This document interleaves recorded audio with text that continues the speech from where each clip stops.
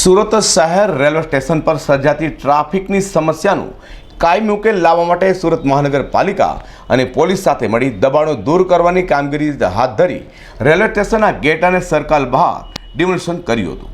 જે કામગીરીનું નિરીક્ષણ કરવા માટે ખુદ મેયર હેમાલીબેન બોગાવાલા પણ ઘટના સ્થળે પહોંચ્યા હતા। દબાણ કરનાર લારીઓ કાઉન્ટર સહિતના દબાણો હટાવી રસ્તો ખુલ્લો કર્યો હતો, જેને લઈને મહદઅંશે ટ્રાફિકની સમસ્યાથી વાહન ચાલકોને રાહત મળી હતી। રેલવે સ્ટેશન ફરતે લારીઓ, પાથરણા, કેબીઓ અને રિક્ષાવાળાને કારણે ટ્રાફિક જામની સ્થિતિ ઊભી થતી હોવાની અનેકવાર ફરિયાદો ઉઠી હતી, જેથી સુરત મહાનગરપાલિકા દ્વારા દબાણ હટાવવાની કાર્યવાહી હાથ ધરી હતી।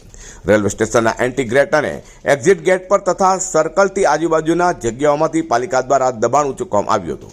આ ઉપરાંત સર્કલની ફરતે રિક્ષા ચાલકો દ્વારા થતું દબાણ પોલીસ દ્વારા હટાવાયું હતું। તો સુરત મનપાને પોલીસ દ્વારા સાથે મળી સુરત રેલવે સ્ટેશન બહારના દબાણો દૂર કરવાની સાથે ધરેલી કામગીરીનું નિરીક્ષણ કરવા માટે સુરતના પ્રથમ નાગરિક મેયર હેમાલીબેન બોગાવાલા પણ સ્થળ પર પહોંચ્યા હતા અને કામગીરીનું નિરીક્ષણ કર્યું હતું।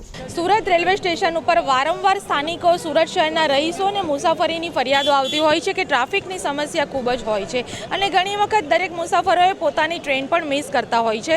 તો આ ફરિયાદને ધ્યાને લઈને સુરત મ્યુનિસિપલ કોર્પોરેશનની દબાણ ખાતું, ટ્રાફિક પોલીસ અને સાથે સુરત રેલવે સ્ટેશનના વહીવટી અધિકારીઓને સાથે લઈને આ ટ્રાફિક સમસ્યામાંથી સુરતવાસીઓને મુક્ત કરીને એમને પોતે સરળતાથી રેલવે સ્ટેશન સુધી પહોંચી શકે એ દિશામાં આપણે સૌ કામ કરી રહ્યા છીએ।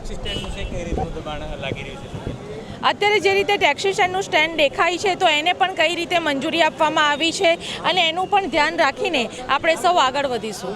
સુરત મનપાની સેન્ટ્રલ ઝોનના દબાણ ખાતાના અધિકારીઓ દ્વારા અલગ અલગ ટીમો બનાવી રેલવે સ્ટેશન વિસ્તારોમાંથી કુલ 9 લારી, 1 કાઉન્ટર, 33 નંગ પરચુરણ સામાન અને પાથરણા રસ્તા પરથી દબાણો દૂર કરાયા છે। અઝર કુર્સી સાથે પ્રકાશવાળા।